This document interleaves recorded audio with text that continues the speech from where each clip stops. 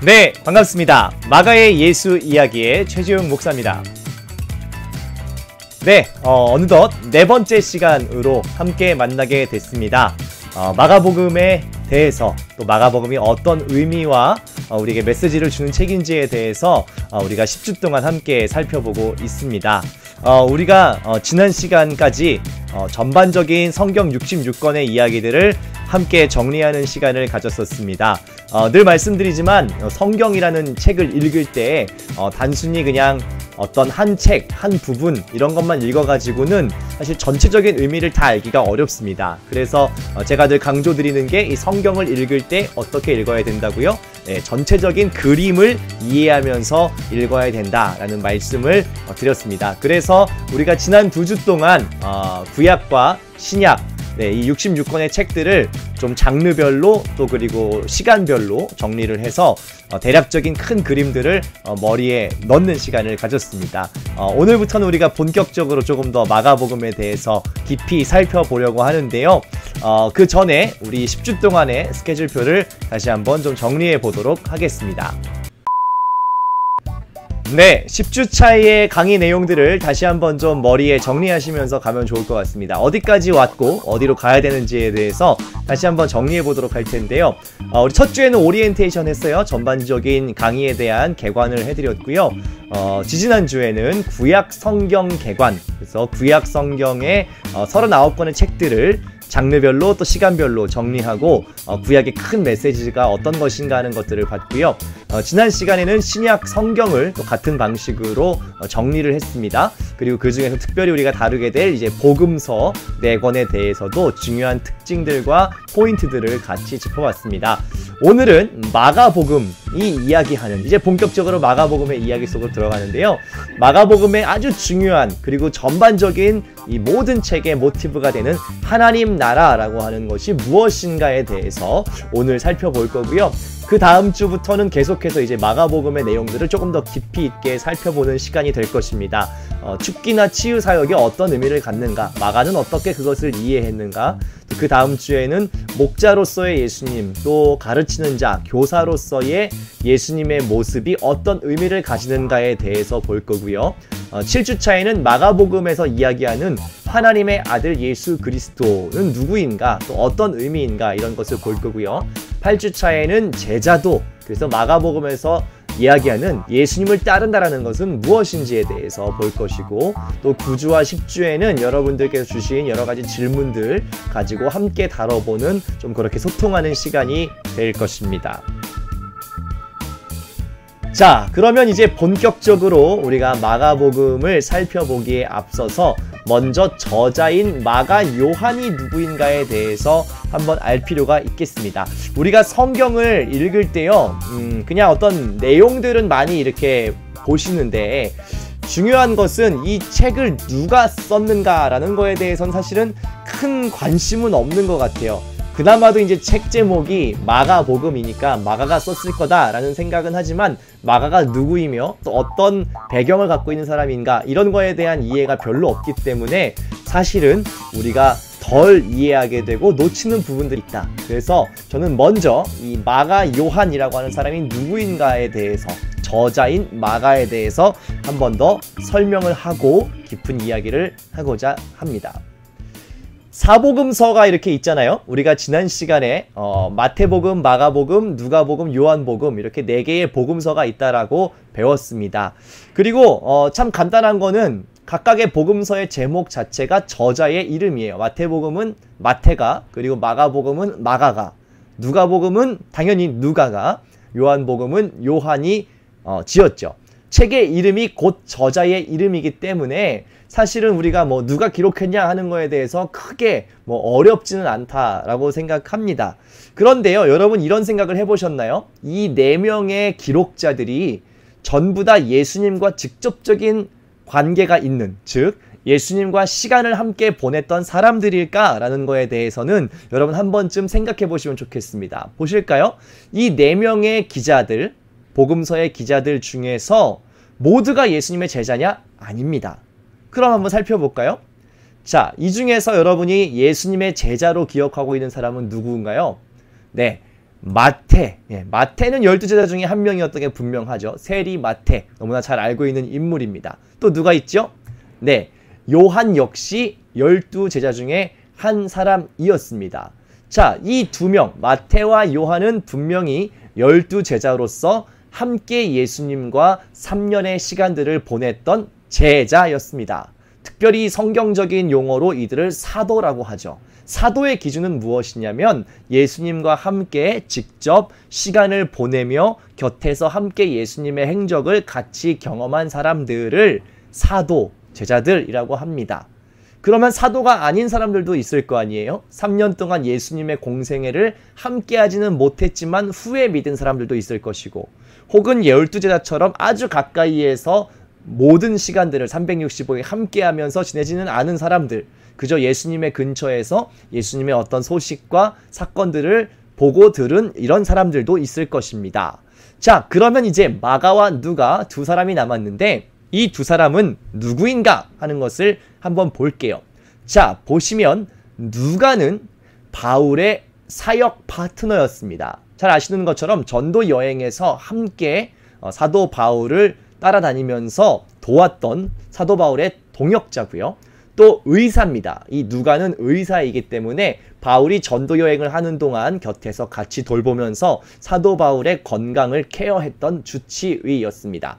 그리고 누가복음뿐만 아니라 아주 중요한 사도들의 행적, 사도행전을 기록한 것이 누가입니다. 누가는 두 개의 책을 쓴 거예요. 복음서 하나, 그리고 사도들의 행적인 사도행전, 이렇게 두 개의 책을 쓴 사람입니다. 자, 그러면 이제 우리가 함께 살필 마가복음의 저자인 마가만 남았습니다. 이 마가는 도대체 누구냐라는 것을 한번 볼까요? 마가 역시 사도 바울과 함께 동역했던 사역의 파트너였습니다. 그런데 이 마가는 조금 사연이 있습니다. 여러분이 사도행전을 잘 읽어보시면 이 마가가 살짝 나오는 것을 알 수가 있습니다. 그런데 좀 좋은 일로 나오는 게 아니고 안타깝게도 조금 뭐랄까요, 불미스러운 장면으로 끝나요. 왜 그러냐면 이 전도 여행을 함께 한단 말이에요. 이 마가도 사도 바울과 함께 파트너십을 이루어서 전도 여행을 합니다. 그런데 1차 전도 여행을 이렇게 하다가 버가라고 하는 곳에서 어떻게 하냐면 사도 바울을 떠나서 혼자 도망갑니다. 좀 당황스러운 장면이죠. 같이 하겠다고 출발을 했는데 중간에 뭐 어떤 이유인지 자세히 기록되어 있지는 않아요. 그런데 학자들은 어떻게 이해하냐면 이 버가라고 하는 곳이 굉장히 좀 길도 험하고 산악 지역이라고 합니다. 그래서 이 상황 속에서 이 마가가 몸도 많이 힘들고 또 마음도 많이 어려웠는지 중간에 이렇게 도망치는 장면이 나옵니다. 어디에 나오냐면요, 사도행전 13장 13절을 이렇게 보시면 제가 한번 읽어드릴게요. 이렇게 써 있어요. 바울과 및 동행하는 사람들이 바보에서 배 타고 밤빌리아에 있는 버가에 이르니 요한은 그들에게서 떠나 예루살렘으로 돌아가고 라고 써 있습니다. 여기서 말하는 이 요한이 마가 요한입니다. 네, 풀네임이 마가 요한이에요. 그래서 여기서 말하는 그 요한은 이 요한복음을 쓴, 요한계시록을 쓴 그 요한이 아니라 마가 요한, 바로 지금 마가복음을 쓴 이 사람입니다. 그런데 중간에 버가에서 바울을 떠나서 예루살렘으로 먼저 오게 되었어요. 그래서 사실은 조금은 불미스러운, 끝까지 사도 바울과 함께하지 못하고 중간에 이탈을 한 사람입니다. 자, 그러면 우리가 이제 또 의문이 생기죠. 그런 사람이 복음서를 썼다, 예수님에 대한 행적을 기록했다, 뭔가 조금 앞뒤가 안 맞는 거 아닌가, 이런 생각을 하시게 될 겁니다. 마가 요한이라는 사람이 사실은 굉장히 독특한 사람이죠. 사도 바울과 함께 전도 여행을 떠났지만 중간에 어떤 이유로 중간에 이탈을 하게 되고, 어쩌면 이 복음을 전하는 모든 사역에 있어서 조금은 떨어져서 이제 좀 최전방에서 활약하지는 않는 사람이 되었는데, 어떻게 그럼 이 마가 요한이 예수님의 기록, 심지어 마가복음은 복음서 중에 가장 첫 번째 책이에요. 그러니까 모든 복음서의 근간이 되는 가장 중요한 밑작업을 한 것이 마가 요한이라는 겁니다. 그럼 이 마가 요한은 어떻게 예수님의 복음서까지 쓰는 사람이 되었는가? 이 백그라운드를 우리가 조금 알면 좋겠다라는 겁니다. 자, 이 마가 요한은 몇 가지 특징이 있죠. 첫 복음서인 마가복음의 저자, 굉장히 중요한 의미를 가집니다. 나머지 복음서들도 마가가 기록한 이 복음서를 토대로 해서 쓰여지게 돼요. 사실 조금 복잡한 얘기지만 이제 신학교에 가면 이 복음서의 형성 과정, 형성사 이런 걸 공부합니다. 그런데 여러 가지 이제 구전되는 자료들이 조합돼서 이제 복음서가 쓰여졌다라고 얘기를 하는데요. 역시나 공통적으로 이야기하는 것은 마가 요한이 쓴 이 가장 첫 자료인 마가 복음서가 모든 복음서의 공통 자료가 되었다라고 이야기를 합니다. 그만큼 중요한 역할을 했다는 것이죠. 또 어떤 사람이냐면 방금 얘기한 것처럼 1차 전도 여행, 사도 바울과 함께 전도 여행을 하다가 중간에 이탈하는 조금은 안타까운 사건을 경험하게 된 사람입니다. 또 여러분이 잘 아시는 마가의 다락방이라고 하는 곳 아시죠? 예, 이 많은 사람들이 모여서 함께 기도하며 성령을 구했던 그 마가의 다락방이 바로 이 마가 요한의 다락방입니다. 다락방이라고는 하지만 굉장히 좀 큰 곳이에요. 예, 몇백 명이 모여서 같이 기도할 수 있을 정도로 꽤 큰 곳이었고, 그래서 성경의 학자들은 이 마가 요한이 굉장히 부유한 청년이었을 것으로 봅니다. 그래서 사실은 전도 여행 중에 이탈한 것도 어떤 그러한 이유가 있지 않겠느냐. 굉장히 좀 부요하고 풍요로운 삶을 살았던 사람이 아주 험한 전도 여행의 여정을 끝까지 함께하지 못했던 것은 아닌가 하는 학자들의 추측도 있습니다. 자, 그러면 이 마가 요한이 어떻게 해서 복음서를 쓸 수 있게 되었는가? 중요한 키워드가 있습니다. 제자가 아니잖아요. 실제로 12명의 제자들처럼 3년 동안 예수님과 함께 모든 시간을 보낸 사람이 아닙니다. 그럼에도 불구하고 어떻게 이렇게 예수님에 대한 소상한 기록들을 남길 수 있었는가? 어디서 그 예수님의 모든 행적들을 들었는가? 하는 것이 중요한데요. 그 키워드가 바로 누구한테 있느냐? 바로 이 사람, 베드로에게 있다라는 것입니다. 베드로와 마가 요한이 어떤 관계입니까? 무슨 사이입니까? 궁금하시죠? 베드로는 마가 요한에게 굉장히 직접적인 영향력을 많이 준 사람입니다. 특별히 이 두 사람의 관계가 얼마나 끈끈한가 하는 것을 어디에서 볼 수 있냐면 베드로전서 5장 13절에 보면 이렇게 기록되어 있습니다. 택하심을 함께 받은 바벨론에 있는 교회가 너희에게 문안하고 내 아들 마가도 그리하느니라 라고 베드로가 이야기합니다. 놀랍지 않으세요? 이 마가 요한을 아들이다 라고까지 표현합니다. 물론 실제 이 육신적인 혈연은 아니에요. 그러나 아들이라고 이야기할 정도로 굉장히 애틋하게 또 많은 시간을 보내며 함께한 사람이 마가 요한이었다는 거예요. 자, 그러면 이제 조금 추측이 되시죠? 마가 요한이 예수님에 대한 이 수많은 정보들을 어디서 얻었을까요? 베드로를 통해서 많은 것들을 들었고 자기 자신 나름대로 이것들을 정리해 갔던 것입니다. 그래서 요한은 이 첫 번째 복음서를 베드로로부터 많은 영향을 받아서 썼다라는 것을 우리가 알 수가 있습니다.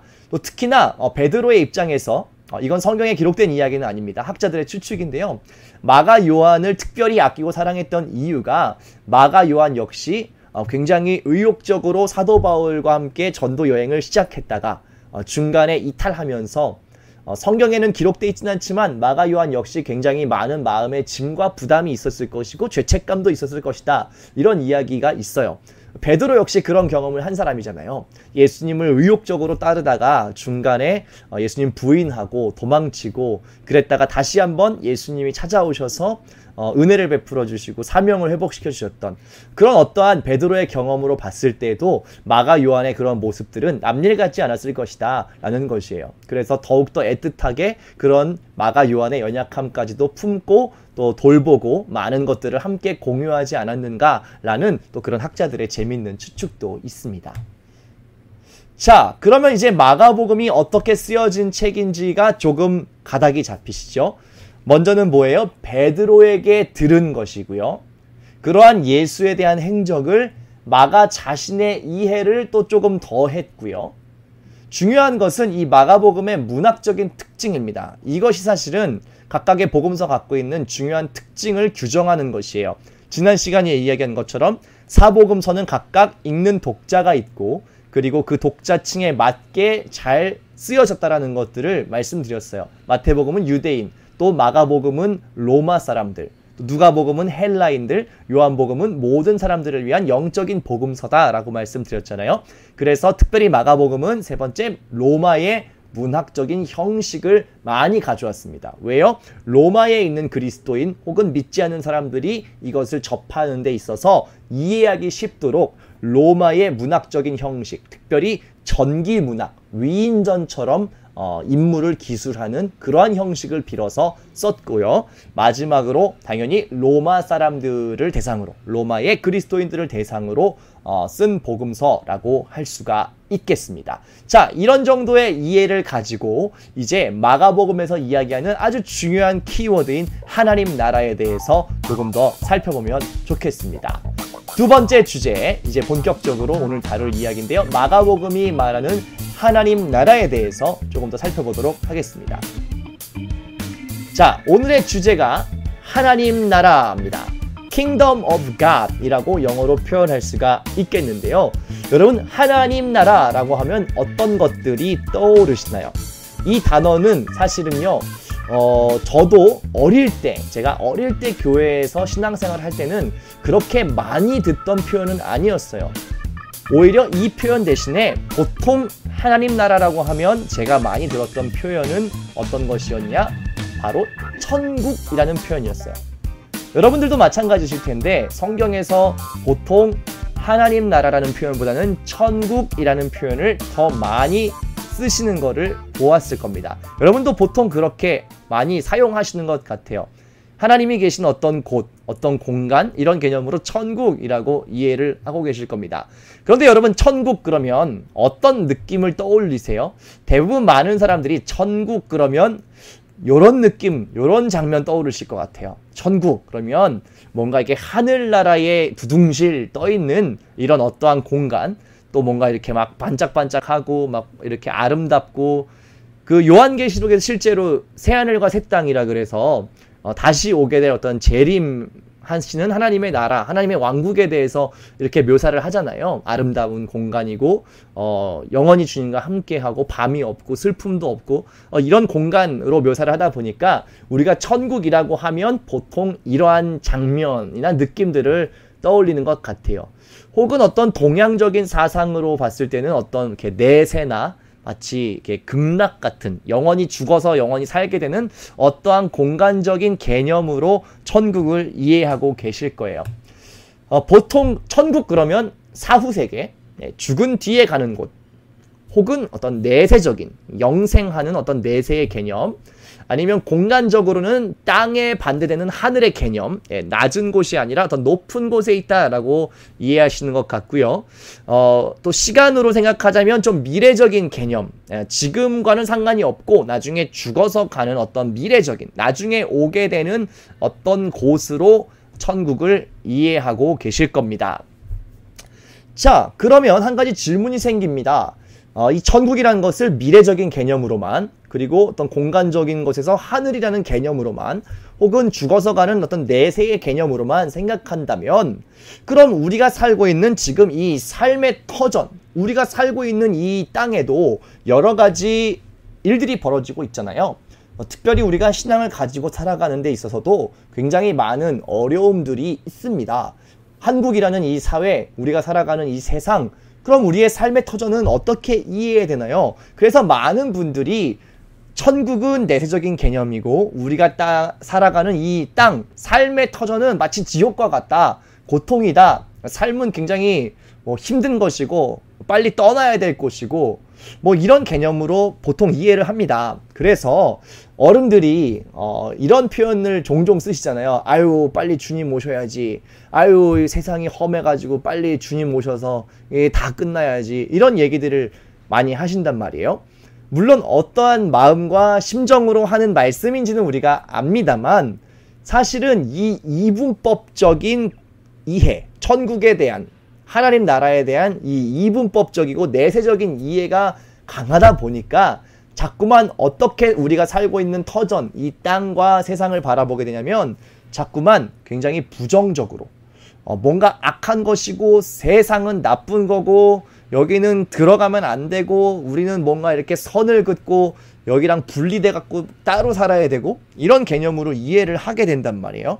그런데 이런 식으로 하나님의 나라를 이해하게 되면 굉장히 위험합니다. 왜냐면 보세요.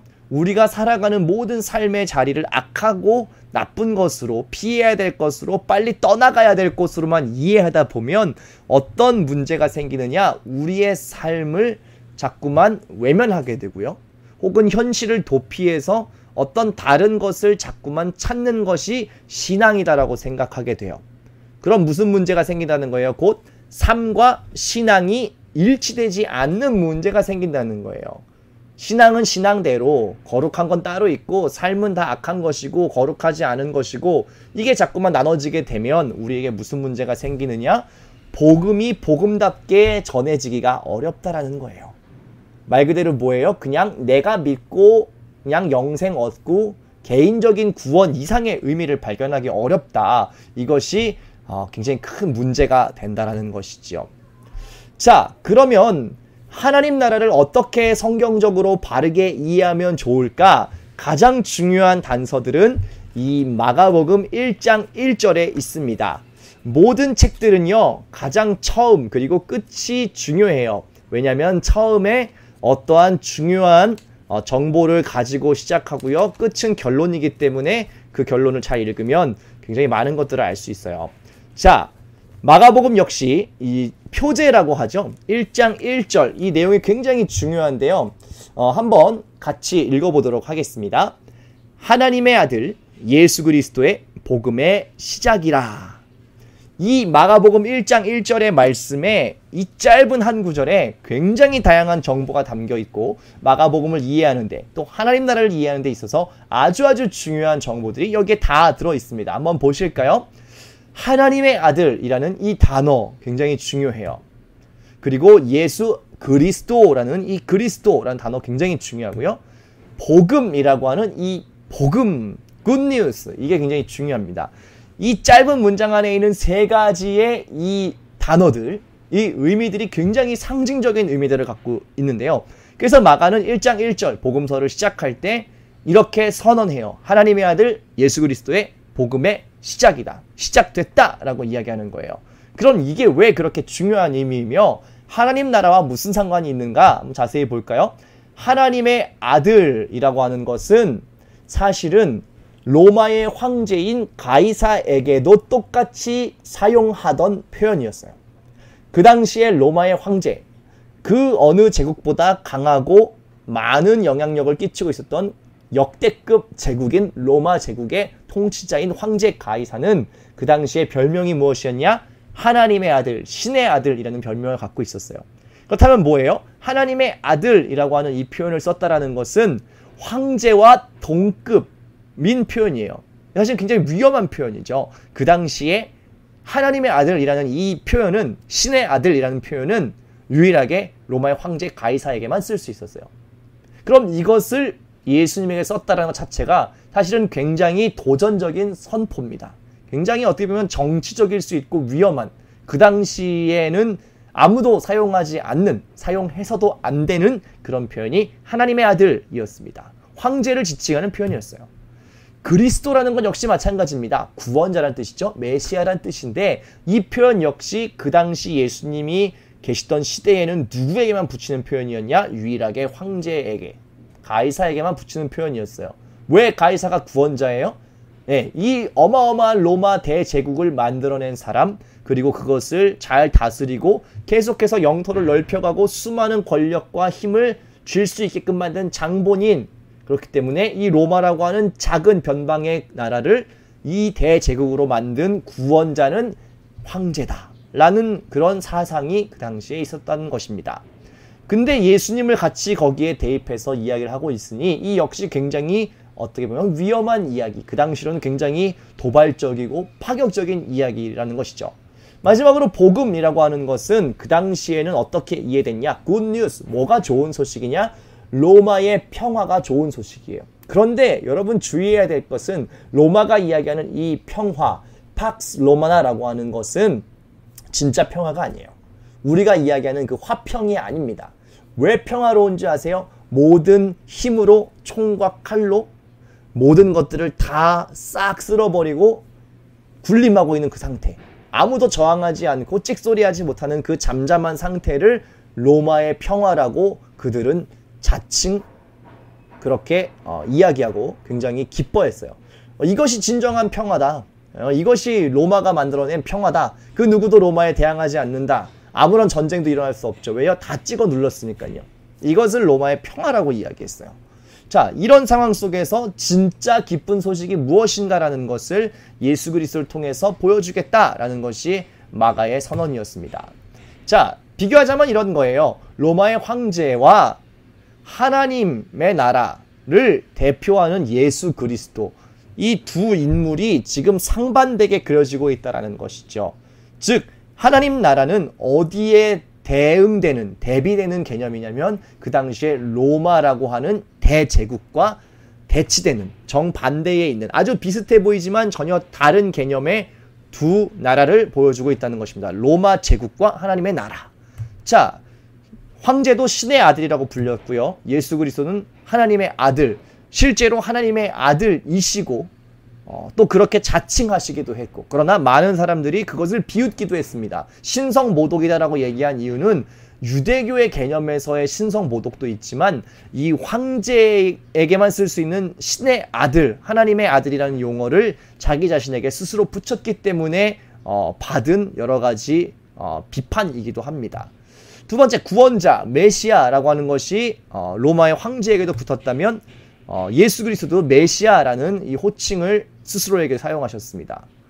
이것이 굉장히 어떤 문제가 됐다라는 것이죠. 그리고 복음, 로마의 평화, 팍스 로마나 어떻게 보면 힘으로 제압해서 찍소리 못하게 만들었던 그 평화와 하나님의 샬롬, 진짜 평화, 평안이죠. 화평이죠. 모든 벽들을 허물고 모두가 하나 되는 그러한 샬롬의 개념으로서 기쁜 소식이다. 이게 구원의 소식이다 라는 것이에요. 그래서 이 로마와 하나님의 나라는 아주 대척점에 있고 굉장히 비슷한 컨셉이지만 전혀 다른 방향을 지향하는, 로마는 찍어 누르고 힘으로 다스리고 폭력으로 억압하는 어떤 나라의 모델이라면 그것과 반대되는 하나님의 나라의 모델이 어떤 것인가 하는 것을 예수 그리스도를 통해서 우리가 볼 수 있다라고 하는 것입니다. 자, 그래서 하나님 나라는 이렇게 이해하시면 좋을 것 같아요.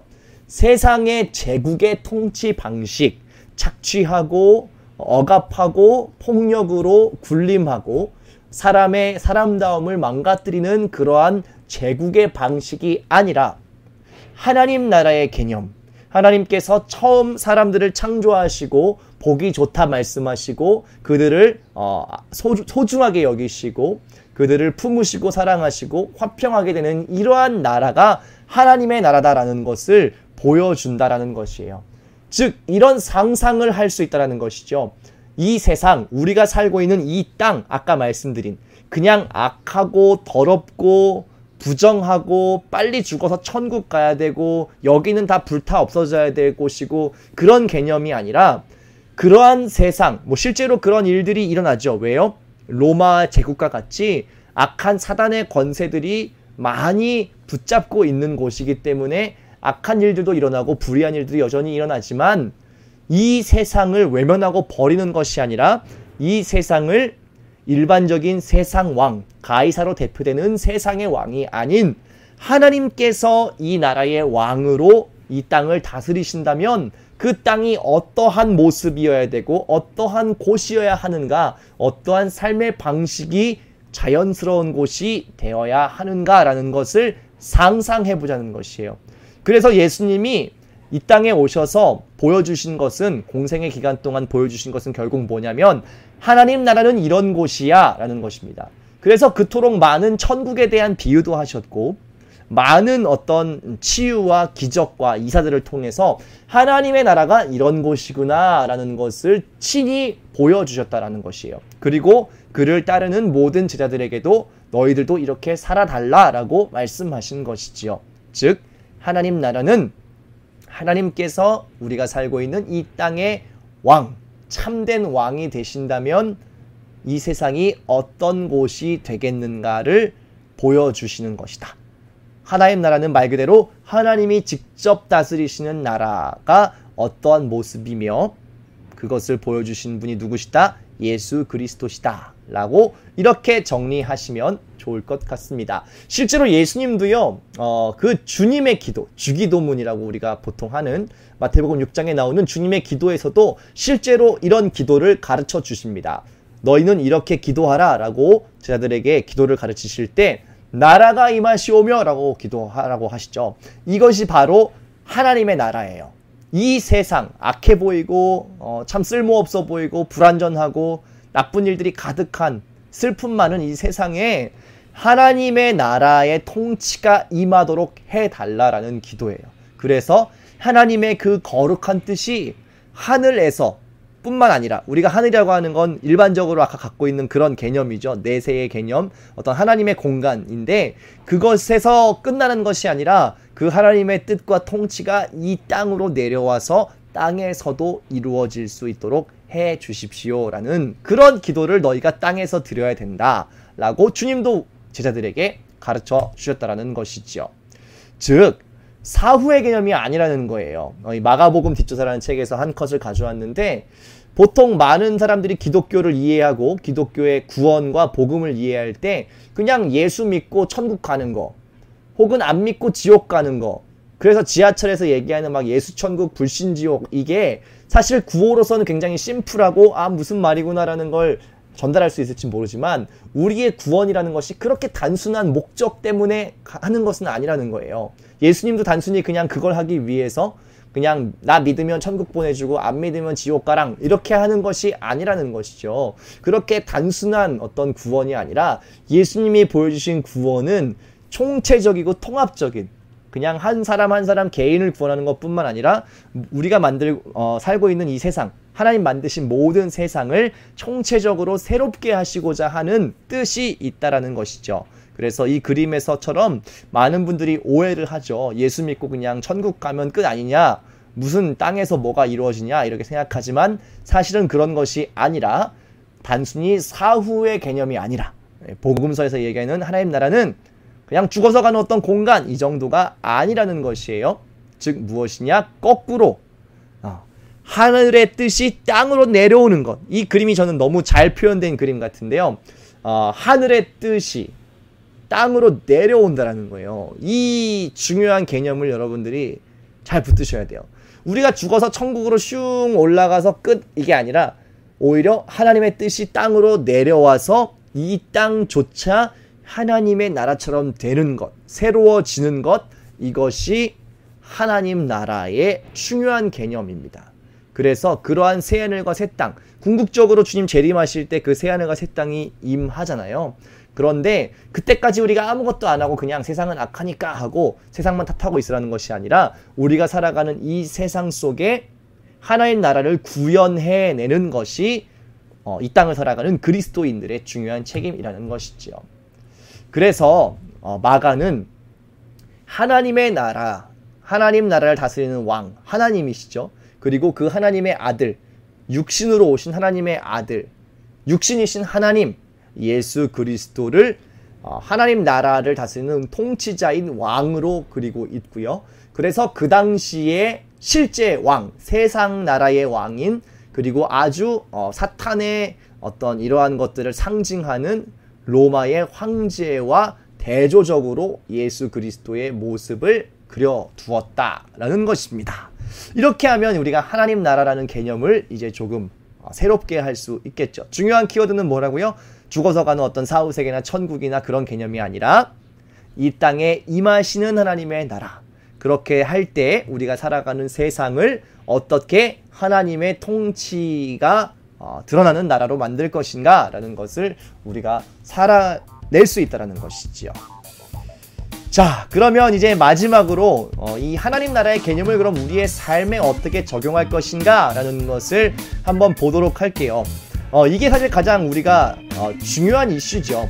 성경을 읽고 연구하고 오늘 하나님 나라의 개념에 대해서도 좀 새롭게 업데이트를 하셨는데 중요한 건 그냥 하나님 나라 그런 거래. 그냥 죽어서 가는 천국뿐만이 아니라 이 땅에 임하는 하나님의 나라래. 이런 것들을 우리가 아는 거 물론 중요합니다. 이걸 아는 것도 굉장한 발전이에요. 그런데 더 중요한 건 뭐예요? 이걸 알면 무언가 바뀌어야 되는 게 있다는 것이죠. 무엇이 바뀌어야 되며 우리의 삶이 그럼 하나님 나라라는 것을 인식할 때 개념을 가지고 어떻게 살아야 되는지에 대해서 마지막으로 한번 정리해 보도록 하겠습니다. 그리스도인이라는 말은 예수 그리스도를 따르는 사람들, 그리스도의 제자들이라는 뜻입니다. 즉 그리스도인으로 산다는 거, 신앙을 가지고 산다는 거, 예수님을 믿는다라고 말하는 것은 단순히 나는 죽어서 천국 갈 수 있는 자격이 있는 사람입니다 정도의 개념이 아닙니다. 실질적인 삶에서 어떤 변화가 일어나야 되는 것이고요. 그렇기 때문에 우리가 그리스도인 된다라는 것은 쉽게 이야기하면 그 예수님의 삶에 일어난 수많은 일들의 의미를 알고 우리도 그것을 똑같이 닮고자 하는 것입니다. 제자라고 하는 것은 무언가 스승의 어떤 모습들을 닮아가는 것이죠. 도제식이라는 교육 방식이 있잖아요. 옆에서 같이 생활하면서 이것들을 다 배우는 거. 그냥 짧은 수업 시간에만 만나가지고 뭘 공부하고 지식을 배우는 게 아니라 삶 전체를 통째로 복제하는, 옛날에는 그런 도제식의 수업이 많았단 말이에요. 직접 함께 하면서 다 가르쳐주고 먹고 자고 하면서 배우는, 진짜 스승 밑에 들어가서 문하생이라고 하죠. 이런 것들이 옛날엔 참 많이 있었는데 실제로 예수 그리스도를 따르는 그리스도인이라는 것도 그러한 뜻입니다. 그러려면 우리가 어떻게 해야 돼요? 예수님의 삶에 일어난 모든 사건들의 의미가 무엇인지를 알아야만 우리가 주님을 잘 따를 수 있고 하나님 나라를 이 땅에 임하게 하는 데에 이바지할 수 있다는 것이죠. 몇 가지 예를 들어 볼게요. 성경의 많은 사건들 중에서 이것이 다 어떤 하나님 나라에 관련된 이야기들이에요. 예수님의 모든 행적은 결국 하나님 나라에 대한 개념으로 연결돼요. 한 3가지 정도를 한번 알아보도록 할게요. 한번 보시죠. 오병이어 사건. 우리가 보통은 이거를 이해할 때 그냥 기적이 일어났구나. 예수님 대박이네. 예수님 막 5개의 떡과 2마리 물고기를 가지고 막 5,000명이 먹고도 남았어. 그냥 엄청난 능력을 가지신 분이구나 라고 생각하고 보통 끝나는데요. 하나님 나라의 관점에서 이것을 바라보면 어떻게 이해할 수 있느냐. 하나님 나라는 어떠한 사람들이 와서도 함께 먹고 마시고 함께 풍성하게 누릴 수 있는 것이 하나님 나라다라는 것을 보여주는 샘플이에요. 그 전까지는 어땠어요? 이 로마의 황제의 엄격한 통치와 또 이 식민지에 대한 정책 때문에 그 당시에 갈릴리 지역의 많은 사람들이 굉장히 어려운 삶을 살았고 배고픈 삶을 살았고 가난한 삶을 살았어요. 그런데 하나님의 나라는 무엇이에요? 빼앗고 착취하는 것이 아니라 오히려 작은 것들을 가지고 와서 함께 나누면서 더 풍성해질 수 있다는 아주 중요한 메시지, 하나님 나라의 중요한 샘플을 보여주는 것이 오병이어의 사건이에요. 자, 이렇게 바라보면 하나님 나라의 관점으로 이 사건이 조금 더 구체적으로 이해가 되시고, 그럼 우리가 무엇을 해야 하는가 하는 것도 조금 더 명확해질 거예요. 어떻게 하는 거예요? 내가 이런 기적을 직접 행할 수 있는 능력이 있는 사람은 아니지만 이것을 가지고 나와서 하나님 손에 맡겨드릴 때 하나님께서 어떻게 역사하시는가 하는 것을 기대하면서 볼 수 있다는 것이죠. 또 한 가지 샘플 한번 들어볼까요? 성전 정화 사건을 알고 계시죠? 성전 정화. 이게 단순히 그냥 장사하는 사람들, 왜 교회에서 장사하냐? 성전에서 왜 장사하냐? 다 나가라! 이렇게 하신 것일까요? 아니에요. 이것은 그 당시에 합법적인 것이었어요. 성전에서 마땅히 할 수 있는 일이었어요. 그런데 뭐가 문제였냐? 이 사람들, 종교 지도자들과 장사꾼들이 자기의 유익을 위해서 어려운 사람들의 돈을 더 많이 착취하는 구조였다는 거예요. 왜요? 저 멀리에서 이 절기가 되면 그 재물을 가지고 이제 성전에 와서 예배를 드리잖아요.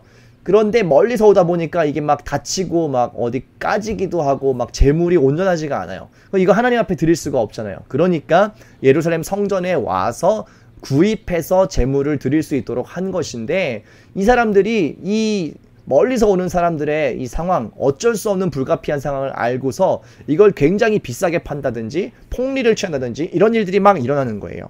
그러니까 예수님은 무엇에 분개하시는 거냐면 이러한 불평등한 구조, 특별히 하나님께 예배를 드려 나오는 순전한 마음을 가진 그 사람들의 마음까지도 어떠한 재물을 얻기 위한 수단으로 수단화하는 이러한 구조에 대한 분노를 예수님이 이들에게 표출하신 것입니다.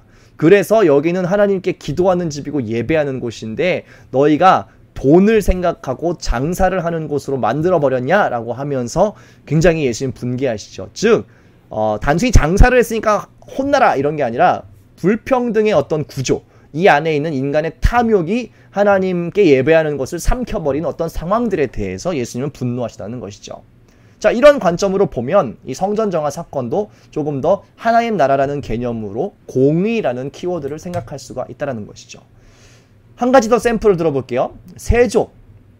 세족식, 예수님이 잡히시기 전에 제자들의 발을 씻긴 이 장면, 이것은 단순히 어떤 감동적이고 뭉클하고, 우리 세족식 같은 거 많이 하잖아요. 그냥 왠지 하면 눈물 나고 그런 게 아니라 예수님이 자기의 삶의 방식을 보여주신 거예요.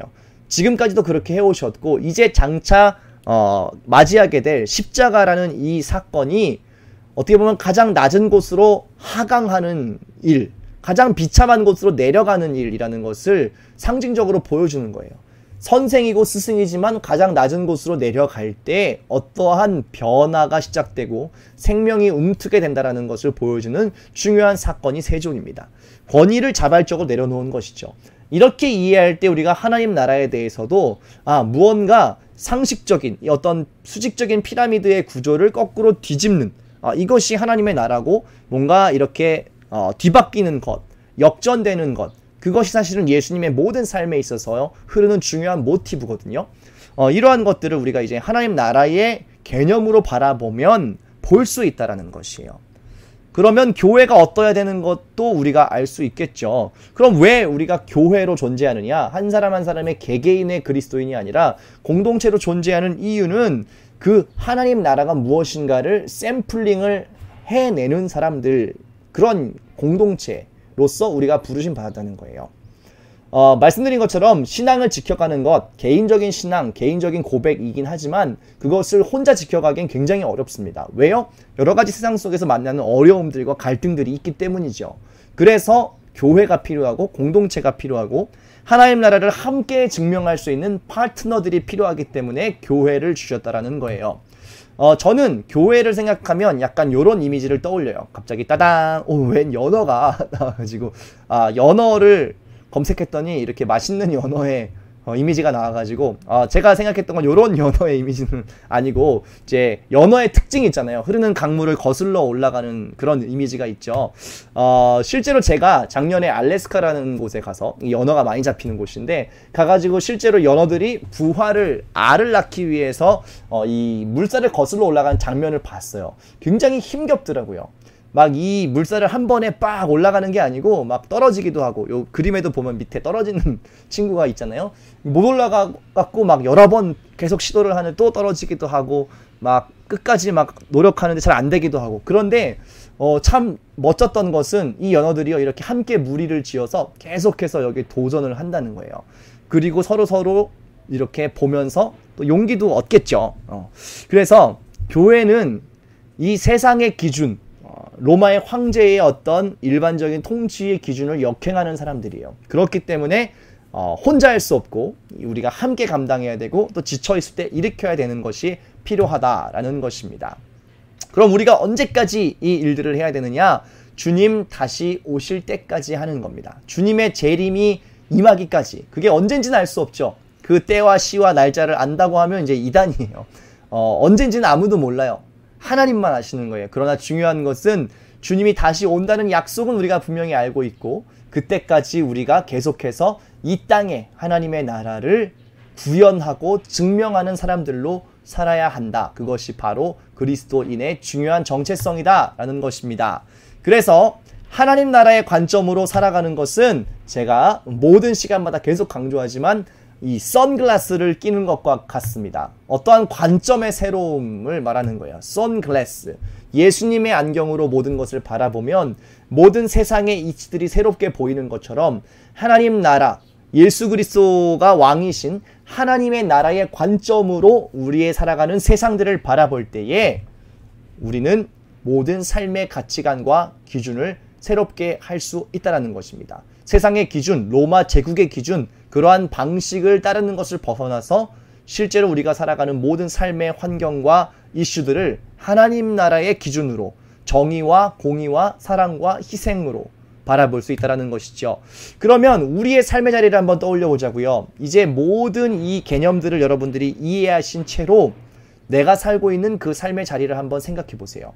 우리가 살아가는 삶의 자리, 우리가 흔히 세상이라고 하는 이 곳, 땅이라고 하는 우리의 터전에 어떠한 일들이 일어나고 있는지를 한번 생각해 보시면 좋을 것 같아요.